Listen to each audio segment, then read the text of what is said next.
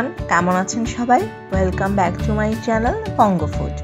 আজকে আমি খুব ইজি একটি ক্ষীর সুজি রেসিপি নিয়ে চলে এসেছি আপনাদের সাথে শেয়ার করতে। খুব অল্প উপকরণ দিয়ে এই ক্ষীর সুজি তৈরি করা যায়। ক্ষীর সুজি নাম দিয়েছি কারণ এই সুজি রেসিপিতে আমি কোনো রকম পানি ইউজ করিনি, আর এটি খেতে পানি দিয়ে তৈরি সুজির থেকে একেবারেই অন্যরকম আর স্বাদেও অতুলনীয়। চলে যাচ্ছে আমি আমার মূল রান্নায়। চুলায় প্রথমে একটি প্যান বসিয়ে এতে 2 টেবিল চামচ ঘি দিয়ে দিয়েছি। চুলার আঁচটা মিডিয়ামে রেখে 1 কাপ সুজি দিয়ে দিচ্ছি। ঘিয়ের সাথে সুজি অনবরত নেড়ে ভালো করে ভেজে নিব। কিছুক্ষণ পর যখন সুজি ঝরঝরে হয়ে আসবে তখন বুঝতে হবে সুজি ভাজা হয়ে গেছে। আমার 7 থেকে 8 মিনিট সময় লেগেছে আনুমানিক সুজি ভাজতে।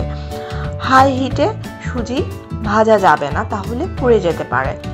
যখন সুজি ভাজার একটা সুন্দর অ্যারোমা বের হয়ে যাবে তখন আমি এটিকে নামিয়ে একপাশে রেখে দিচ্ছি। চুলায় প্যান বসিয়ে 4 কাপ দুধ ঢেলে দিয়েছি। এখন জাল করে নিচ্ছি। 7-8টা বলক চলে আসলেই দিয়ে দিচ্ছি ভাজা সুজিগুলা। সুজি দেওয়ার সময় অল্প অল্প করে দিয়ে অনবরত নাড়তে থাকতে হবে, তা না হলে দলা পাকিয়ে যাবে। এখন আমি চিনি অ্যাড করছি 3/4 কাপ। চিনি দিয়ে নাড়তে থাকতে হবে। আপনারা চাইলে কম বা বেশিও দিতে পারেন চিনি। ভালো করে মিশিয়ে এখন এতে 4 চা চামচ গুঁড়া দুধ অ্যাড করছি। সুজির টেস্ট অনেক গুণ বেড়ে যায় গুঁড়া দুধ দেওয়া হলে। তারপর ভালোভাবে নাড়তে হবে। 1/2 চা চামচ গুঁড়া এলাচ আমি দিয়ে দিলাম।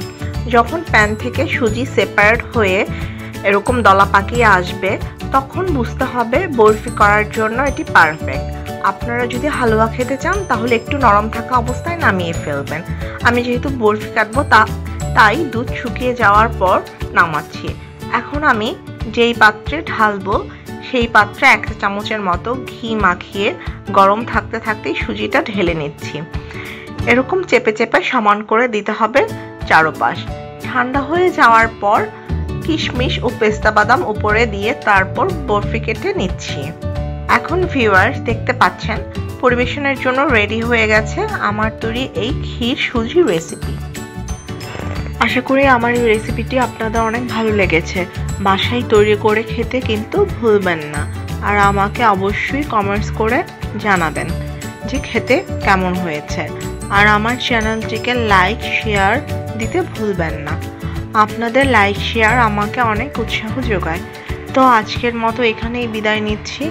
আবার নতুন কোনো রেসিপি নিয়ে হাজির হয়ে যাব আপনাদের সামনে।